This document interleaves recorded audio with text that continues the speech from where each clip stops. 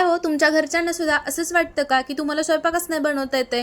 मग त्यांना अशा पद्धतीनं हा पदार्थ खाऊ घाला, नक्कीच ते तुमचे फेवरेट होऊन जातील. नक्कीच तुमचं कौतुक इतरांजवळ केल्याशिवाय राहणार नाही. तर त्यासाठी करायचं काय आहे बघा, हे स्टार्टर आपण आज बनवतोय ते उद्या तुम्ही 31st सुद्धा बनवू शकतात. अगदी 1 महिनासुद्धा तुम्ही हे स्टोअर करू शकता. तर त्यासाठी आपल्याला इथे अर्धा कप मटार घ्यायचे आहेत, मिक्सरच्या भांड्यामध्ये घालून घ्यायचे, एक मिरची घालून घ्यायची, सोबतच एक छोटासा अद्रकचा तुकडा, 5 ते 6 लसूण पाकळ्या आणि हे छान असं गरागर फिरवून घ्यायचं. अजिबात याच्यामध्ये पाणी वगैरे घालायचं नाही. जाडसर वाटून घेतलं, साईडला ठेवून दिलं. लगेचच कडकडीत गरम तेल करून घ्यायचं. त्याच्यामध्ये 1 चमचा जिरं, 1 चमचा तीळ घालायचे, सोबत एक मिरची बारीक कट करून घालायची, तयार केलेलं वाटण घालायचं, छान परतवून घ्यायचं. आमचूर पावडर 1 चमचा घालायची, छान मिक्स करून घ्यायचं.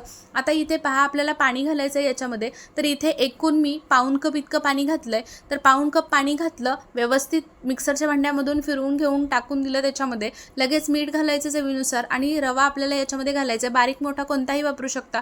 रवा घालून छान असं रवा फुलेपर्यंत व्यवस्थित आपल्याला तयार करून घ्यायचं मिश्रण. तयार केलेलं मिश्रण आपल्याला गॅस बंद करून एका ताटामध्ये काढून घ्यायचं, थंड करून घ्यायचं. त्याच्यामध्ये उकडलेला एक बटाटा घालायचा किसून. उकडलेला बटाटा घातला आणि लगेचच पहा इथे व्यवस्थित असे हे अशा पद्धतीने मी व्हिडिओमध्ये दाखवते, या पद्धतीने इथे नगेट्स बनवून घ्यायचे आहेत. हे बनवलेले नगेट्स आता छान असे कुरकुरीत व्हावे, छान कोटिंग करावं याच्यासाठी.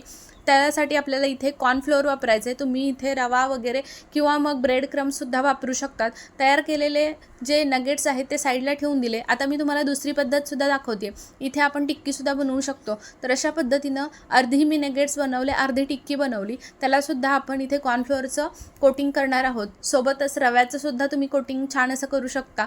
तर कडकडीत गरम तेल करून घ्यायचं आणि गॅस मध्यम ठेवूनच आपल्याला हे नगेट्स याच्यामध्ये सोडून घ्यायचे आहेत. अगदी छान असा कलर येईपर्यंत आपल्याला व्यवस्थित मीडियम फ्लेमवरती कुरकुरीत होईपर्यंत तळून घ्यायचे आहेत. आता हे नगेट्स काढून घेतले तळून घेऊन, एक 5 ते 7 मिनटं तळण्यासाठी लागतात. त्याच्यानंतर पॅन ठेवला, पॅनमध्ये अगदी थोडंसं एक पळीभर तेल घातलं आणि त्याच्यावरती हे टिक्कीसुद्धा शॅलो फ्राय करून घेतलेले आहेत. तर अशा पद्धतीनं नगेट्स आणि ही टिक्कीसुद्धा आपली तयार झालेली आहे.